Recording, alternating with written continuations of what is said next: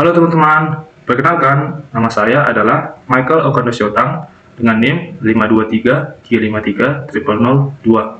Nah, teman-teman, saya adalah mahasiswa dari program studi Teknik Elektro angkatan 23 kelas C Universitas Negeri Medan. Jadi teman-teman, pada kesempatan kali ini saya akan membuat sebuah simulasi rangkaian sekuensial sinkron yang bekerja sebagai penghitung mundur modulo 4. Kalau dia disebut modulo 4, berarti dia akan menghitung mundur dari 3 ke 0. Nah, adapun tugas membuat video ini saya kerjakan demi memenuhi tugas mata kuliah teknik digital dari dosen pengampu Bapak Eka Dodi Suryanto, SPD MT. Baiklah teman-teman, mungkin cukup sekian untuk pengenalan awal. Mari kita lanjut ke prosesnya. Nah, jadi teman-teman, di sini di layar kita dapat melihat inilah tugas yang diberikan kepada saya. Diminta untuk membuat rangkaian sekuensial sinkron sebagai penghitung mundur binar modulo 4. Nah, jadi di sini spesifikasi rangkaiannya ada juga langkah-langkah pengerjaan serta pertanyaan. Jadi di sini teman-teman diminta saya membuat rangkaiannya itu menggunakan DFLIPLOG pada simulator digital. Nanti saya akan mengerjakannya pada simulator multisim. Untuk proses spesifikasi serta langkah-langkah pengerjaan ini, saya tidak akan berlaku pada yang ada di sini, tetapi saya akan mengerjakannya langsung di multisim dengan cara saya. Nah, jadi teman-teman bisa langsung fokus melihat prosesnya di multisim. Nanti kita akan kembali ke sini teman-teman untuk menjawab pertanyaan yang ada di sini. Baiklah teman-teman, sekarang kita sudah berada di multisim. Nah, tahap pertama teman-teman yang perlu kita kerjakan adalah kita akan mengambil dari tempat komponen itu clock voltage. Nah, jadi untuk caranya itu teman-teman aja klik aja dari sembarang flash di sini, ada berapa menu, klik aja sembarang. Terus di sini di group pilih all groups dan di komponen ini ketiklah kita akan mencari clock voltage. Nah, tadi sudah saya tambahkan, saya nggak perlu ambil lagi. Di sini di tab awal saya akan menaruh seluruh komponen terlebih dahulu teman-teman. Nanti mengapa saya menggunakan komponen tersebut dan apa fungsinya akan saya jelaskan satu persatu. Setelah clock voltage kita akan mengambil ground karena kita perlu mengground clock voltage-nya.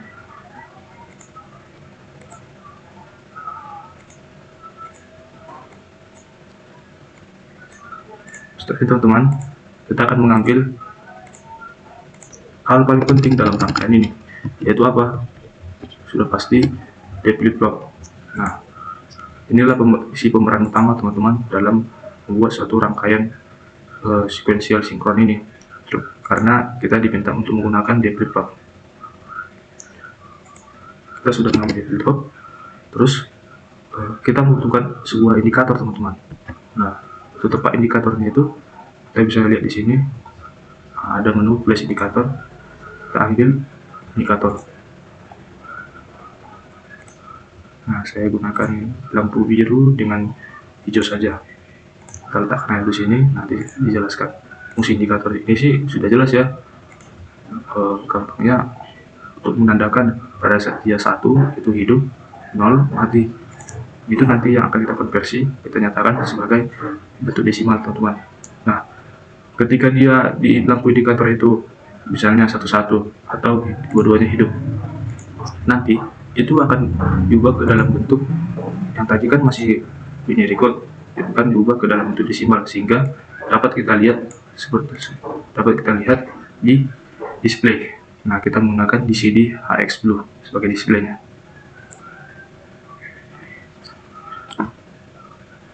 Oke, setelah sampai di sini, satu lagi yang perlu kita ambil di tempat komponennya adalah sebuah gerbang logika ekspor teman-teman.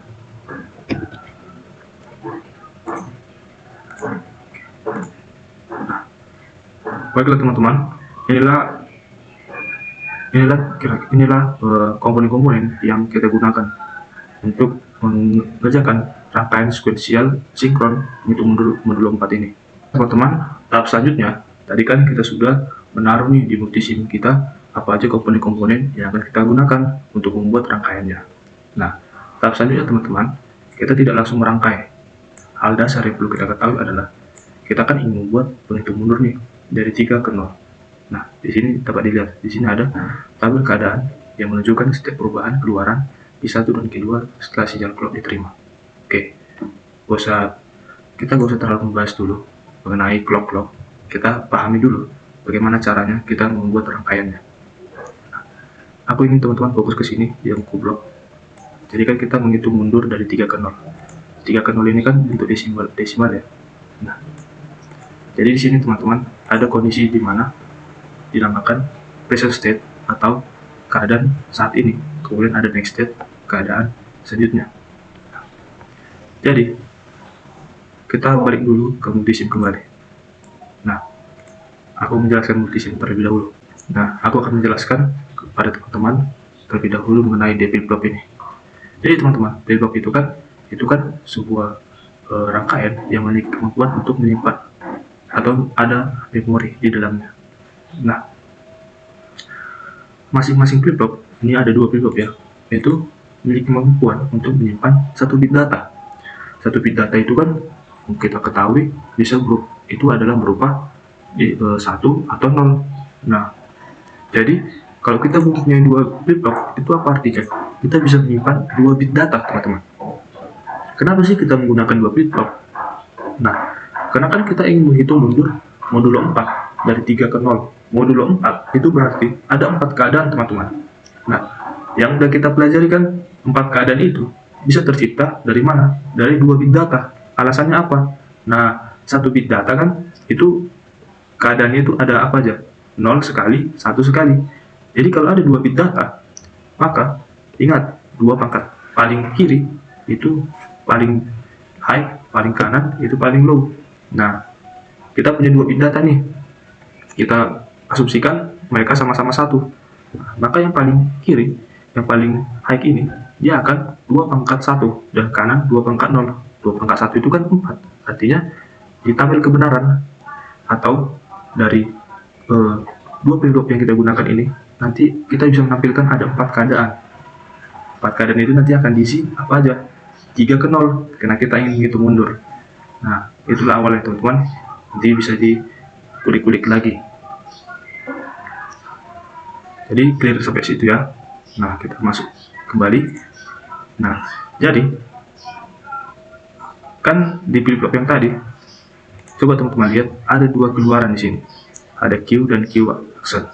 Nah, kita kan ingin mendapatkan keluarannya itu berupa 3210, yang mana itu kalau kita ubah ke dalam bentuk binar itu adalah 11100100. Nah, jadi langkah selanjutnya teman-teman untuk membuat rangkaiannya adalah kita harus menentukan apa sih persamaan yang akan kita gunakan nih untuk menciptakan atau membuat rangkaian kita ini mengeluarkan keluaran berupa 3210 ini. Nah, itu dulu teman-teman.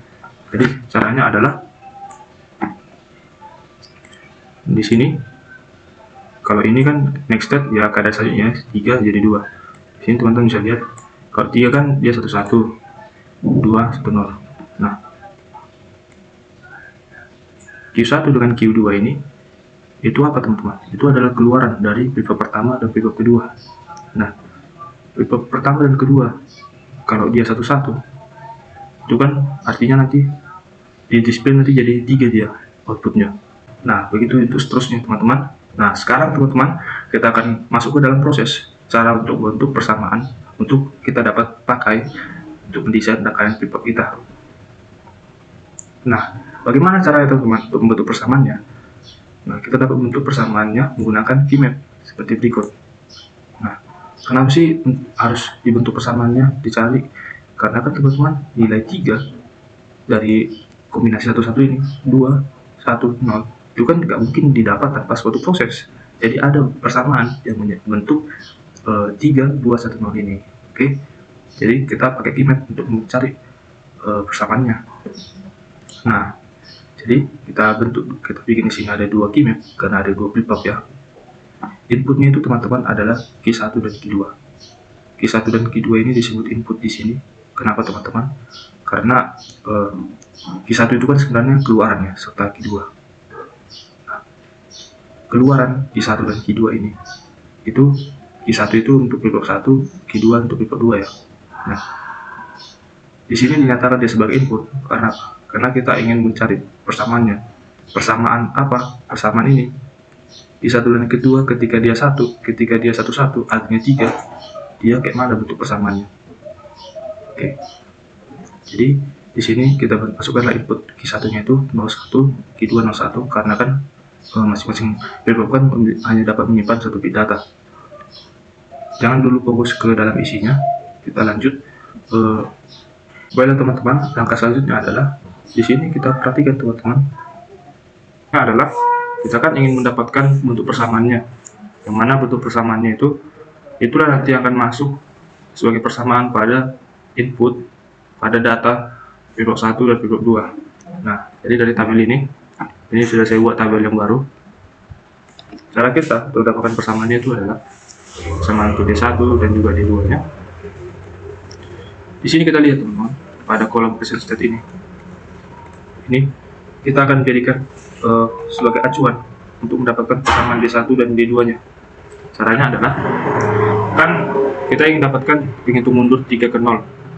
Pada umumnya kalau kita mengacu pada tabel kebenaran, nanti itu harusnya kan ini jadi 00 terus 0 1 sesuai dengan apa ya, 2 pangkat n, 2 pangkat sebanyak inputnya.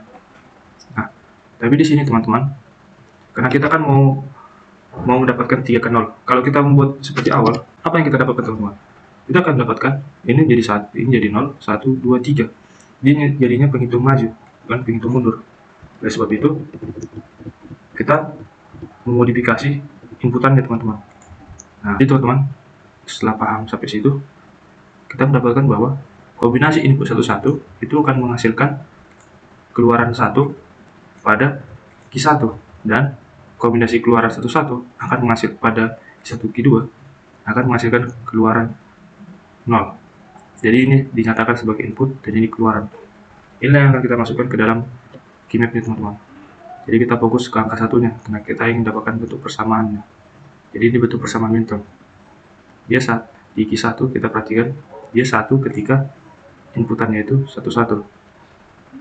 Nah, ini kan. Terus dia 1 ketika inputannya itu 00. Jadi kita fokus ke satu aja. Ketika dia mendapatkan 1. Begitu juga dengan Q2 teman-teman. Dia 1 ketika kombinasi inputnya itu 10, 1 di Q1, di Q2. Seperti ini. Nah, setelah kita mendapatkannya, setelah kita telah masukkan seluruh nilainya, kita sekarang dapat mencari persamaannya teman-teman.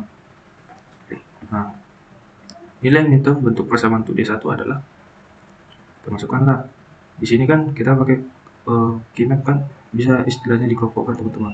Tapi di sini karena dia 11, dia tidak horizontal atau vertikal, jadi nggak bisa dikelompokkan. Dia bisa dikelompokkan kalau seperti itu teman-teman, yang di D2 tidak ada yang sama. Nah, kita masukkanlah dia 1 ketika kombinasi inputnya kan 00 dan juga 11. Kita akan membentuknya ke dalam bentuk persamaan minterm. Nah, karena kan kita ingin mencari nilai satunya. Masukkanlah dia 00 itu kalau di minterm kan berarti Q1 inverse kali Q2 inverse, terus tambah 11 berarti Q1 kali Q2. Itu teman, kalau kita sederhanakan dia menjadi seperti ini. Ini teman-teman, kalau kita sederhanakan dia menjadi seperti ini. Ternyata persamaan ini itu akan menggunakan gerbang ekspor. Nah, dapat disimpulkan persamaan pada D1 adalah gerbang ekspor. Itu sebabnya teman-teman, di multisim kita nanti akan menggunakan gerbang ekspor. Lanjut, untuk D2 kita kelompokkan bisa. Kita cari untuk persamaannya. Di D2 ini teman-teman, ada dia yang sama. Nah, karena ada yang sama kita harus bisa menyederhanakannya. Jadi dapatlah, maka persamaan untuk D2 itu adalah Q2 aksen. Oke. Jadi teman-teman, kita telah berhasil mendapatkan persamaan untuk D1, yaitu data pada playbook 1 dan data pada playbook 2. Nah, inilah yang teman-teman kita terapkan pada rangkaian sekuensial kita, penghitung mundur. Nah, kita terapkan untuk D1 ini, yaitu Q1 dan Q2, ini kan gerbang XOR digunakan, akan dihubungkan ke gerbang XOR dan inputannya dan outputannya akan dihubungkan ke D1. Ini adalah rangkaian sekuensial sinkron, maka kita yang perlu ketahui adalah kalau dia sinkron, clocknya masing-masing flip-flop itu bersumber pada clock yang sama. Nah, selanjutnya kita terapkan dia D1 itu berasal dari input Q1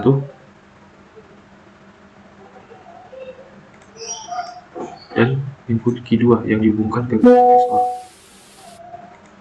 Nah, kita hubungkanlah. Ya teman-teman, perlu kita untuk menentukan persamaannya dulu. Lanjut, kita telah menyelesaikan untuk D1, untuk D2. Jika dikatakan D2 sama dengan Q2 inverse. Untuk itu, kita ambil jalur data D2, hubungkan ke Q2 inverse. Itu dia teman-teman. Nah, jadi rangkaiannya itu telah jadi teman-teman. Kita rapikan. Baiklah, terus di sini ada dua lampu indikator.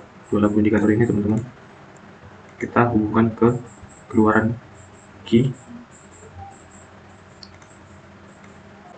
aksen 2. Kenapa keluaran Q aksen 2? Karena kan untuk flip-flop yang U2 ini itu kan mengambil datanya itu dari keluaran Q2 aksen sesuai dengan yang sudah kita buat tadi.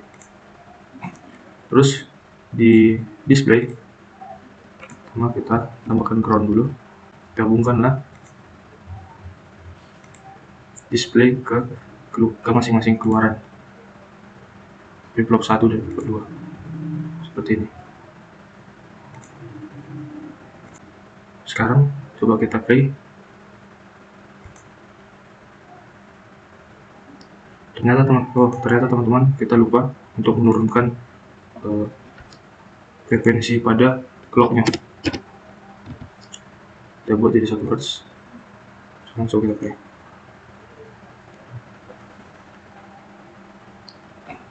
Baiklah teman-teman, kita telah berhasil membuat rangkaiannya. Jadi dari bentuk persamaan yang telah kita dapatkan tadi, kita berhasil membuat rangkaiannya. Jadi kita perlu membentuk dulu persamaannya teman-teman, baru kita dapat merangkai. Nah, jadi ini telah berhasil sesuai dengan yang kita mau, untuk mundur dari 3 ke 0. Teman-teman, kita sekarang sudah sampai di sini. Nah, inilah penampilan akhir dari rangkaian yang telah kita buat. Di sini saya menambahkan 3 buah osiloskop, mana osiloskop yang kiri itu akan menggambarkan gelombang pada keluaran Q1, yang kanan itu Q2, dan osiloskop tengah itu akan menggambarkan gelombang dari clocknya. Dan kita telah menyelesaikan diagram rangkaian ini teman-teman. Oke, berdasarkan tugas pertanyaan yang diberikan kepada saya, di soal awal pertama kita telah menyelesaikannya, dan untuk yang kedua, untuk simulasi dan tabel keadaan, kita tadi telah menyaksikan ya teman-teman. Untuk tabelnya ini itu ada pada di sini. Nah, inilah tabel keadaannya teman-teman. Tadi kita sudah menjelaskan mengenai tabel keadaan ini, tapi masih menjelaskan mengenai pembentukan persamaan untuk rangkaian flip-flopnya.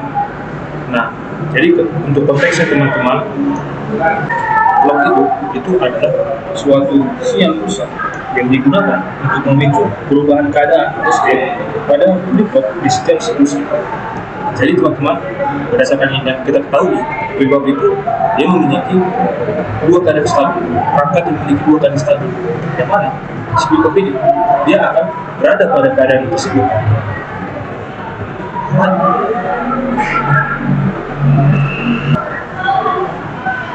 Yang mana adalah flip-flop akan tetap berada pada salah satu keadaan stabil tersebut hingga ada pemicunya.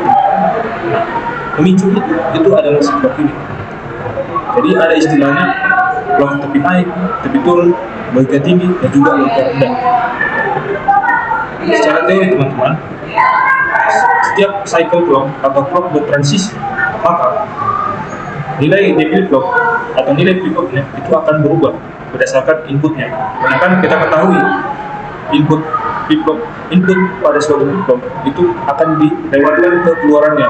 Apabila si clock itu berada pada kondisi high, gitu.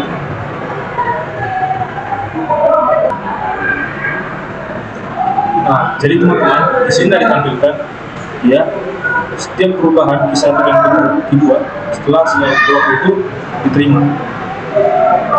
Awalnya 1-1, ketika clock transisi, clock diterima akan menjadi 1-0, terus dari 0-1, 0-0, dan juga 1-1. Dia akan setelah 0 kembali ke 3, turun lagi 2, 3, 2, 1, 0, turun lagi ke 3. Begitu teman-teman. Sekarang kita masuk ke yang ketiga. Saya akan menjelaskan bagaimana rangkaian bekerja sebagai penghitung mundur di dalam modul 4. Jadi, dari rangkaian yang telah saya buat ini, saya akan menjelaskan bagaimana prinsip kerjanya. Yang pertama teman-teman, penghitung mundur modul 4 ini, dia akan menghitung secara urutan dari 3, yaitu binarnya 1, 2, 1, dan 0. Lalu ketika dia sudah masuk di keadaan 0, dia akan kembali lagi ke 3, karena ini adalah modul 4. Dan artinya ada 4 keadaan. 4 keadaan itu sudah kita atur menjadi 3, 2, 1, 0. Yaitu ketika dia sudah mencapai keadaan terakhir, dia akan kembali ke keadaan awal.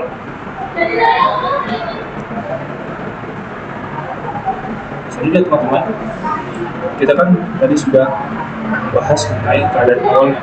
Keadaan selanjutnya adalah teman-teman, pada keadaan awal ini nantinya kita kan tadi sudah merancang nih bahwa keluarannya itu akan berupa mundur dari 3, 2, 1, dan 0.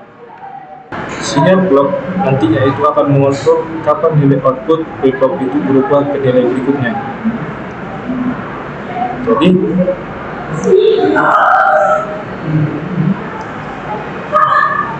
ya kan outputnya itu kan nanti akan kita tampilkan menggunakan DCD HX10. Oleh sebab itu kita akan menghubungkan output pada Q1 ke input DCD HX10 dan juga output Q2. Di sini kita pakai yaitu Q2 aksen untuk menampilkan outputnya, karena input D2 itu berasal dari Q2 aksen. Oke teman-teman, tadi kan kita sudah merancang nih suatu persamaan yang menyebabkan nanti outputnya itu sesuai seperti yang kita mau. Output nanti Q1 dengan Q2 nanti akan menghasilkan 1-1, 3, terus 1-0, 2, dan seterusnya. Nah, kita sudah merancangnya dan kita dapatkan kita menggunakan gerbang XOR. Jadi kesamaan yang sudah kita buat tadi menyebabkan kita sudah berhasil merancang suatu rangkaian flip-flop yang akan menghitung mundur by system dari 3 ke 0. Untuk prosesnya teman-teman akan bisa kita pahami lebih jelas dengan bantuan oscilloscope. Kita lihat itu dari prosesnya satu persatu saja dulu. Baiklah teman-teman, di sini kita akan lihat prosesnya. Kita akan melihat bahwa pada saat clock transisi clock, maka nanti nilai output yang akan dihasilkan itu nanti akan berubah. Apa sih yang pengaruhnya teman-teman? Kalau pengaruh itu adalah clock itu sendiri. Clock itu mampu mempengaruhi nilai output yang dihasilkan. Nah, nilai output yang dihasilkan itu nanti akan berubah berdasarkan input yang masuk.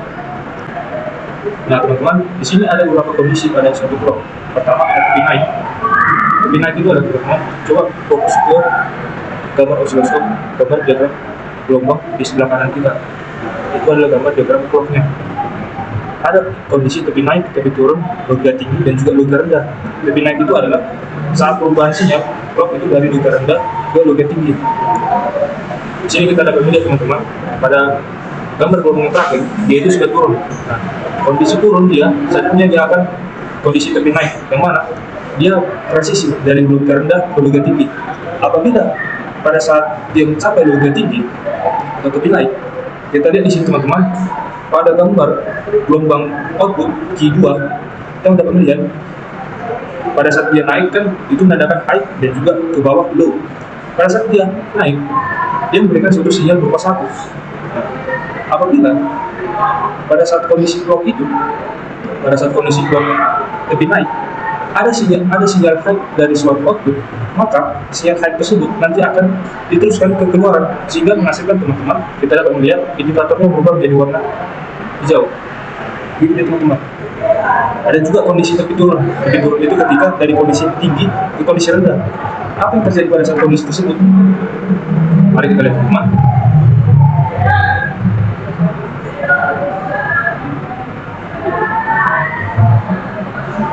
Nah, di sini kita dapat melihat teman-teman pada saat dia keluar nilai 2. Kalau dia nilai 2 kan berarti indikator yang sebelah kanan itu dia akan menghasilkan 0, yang kiri 1, 0. Di sini kita dapat melihat si clock itu dia berada pada posisi tepi naik, tetapi si input tidak memberikan sinyal berupa high, melainkan low. Apa yang terjadi? Yang terjadi adalah jika kondisinya demikian, maka disinilah kemampuan develop itu terjadi, kemampuan untuk menyimpan suatu memori. Yang terjadi di sini adalah si flip-flop karena dia pada saat kondisi high dia akan melewatkan setiap input yang masuk itu ke keluaran. Di sini kan input yang masuk itu berupa 0, maka akan disalurkan ke keluaran itu berupa 0. Tetapi teman-teman, ketika si clock itu dia dalam posisi tepi turun, kalau kondisinya tepi turun, maka dia akan menyimpan apa input terakhir yang masuk ke dalam blok tersebut. Misalnya input terakhir yang masuk ke dalam blok tersebut adalah input 0. Nah, ketika input terakhir yang masuk ke dalam blok adalah 0, maka input akan menyimpan data 0 tersebut. Data 0 tersebut itu akan ditampilkan pada keluaran. Data 0 tersebut akan tetap data 0 hingga sampai blok itu mengalami tepi naik. Pada saat dia mengalami tepi naik, dia akan memperbarui datanya sehingga nanti akan mempengaruhi keluaran yang masuk. Sini coba kita lihat teman, pada kondisi di sini keluar bilangan 1. Kalau dia bilangan 1, kita dapat melihat si indikator itu hidup ya, yang sebelah kanan dia berada pada keadaan high. Kita di sini melihat clock itu dia itu sudah berada pada keadaan tepi turun. Nah, apa yang terjadi pada saat dia keadaan tepi turun? Dia sempat menerima sinyal high dari Q2, sehingga apa yang terjadi? Dia membuat keluarannya itu sehingga apa yang terjadi adalah dia melewatkan input yang masuk tersebut ke keluaran sehingga indikator berhidup seperti itu. Di sini teman-teman kita akan melakukan tes lagi. Ini kita reset. Kita akan melihat bagaimana gelombangnya, bagaimana clock itu akan mempengaruhi nilai outputan. Kita mulai. Di sini teman-teman dapat kita lihat pada saat kondisi 3, di situ di DCD tampilkan dengan 3, kalau D3 artinya masing-masing flip-flop itu menghasilkan keluaran satu-satu. Kita dapat melihat clock berada pada keadaan tepi naik, yaitu berarti dia akan melewatkan input yang masuk ke keluaran, dan input yang masuk itu adalah berupa high dua-duanya. Jadi itu yang menyebabkan dia jadi keluar angka 3 pada DCD. Dia mengkonversi nilai 1 tersebut jadi bilangan desimal. Dan ketika 2 kita dapat melihat clock di sebelah kanan tidak hidup. Itu karena pada saat clock itu lebih naik, input yang masuk input yang diberikan. Baiklah teman-teman, mungkin cukup sekian penjelasan yang bisa saya sampaikan. Tadi adalah penjelasan bagaimana rangkaian penghitung mundur biner modulo 4 ini dapat bekerja. Dan penjelasan saya tadi juga menutup tugas saya pada saat ini. Mungkin cukup sekian teman-teman yang dapat saya sampaikan. Mohon maaf jika terdapat salah kata atau penjelasan saya masih kurang. Semoga lewat penjelasan ini semua orang dapat terbantu dan dapat semakin memahami mengenai bagaimana cara merangkai suatu rangkaian sequential sinkron menghitung mundur modulo 4. Sekian dari saya, terima kasih.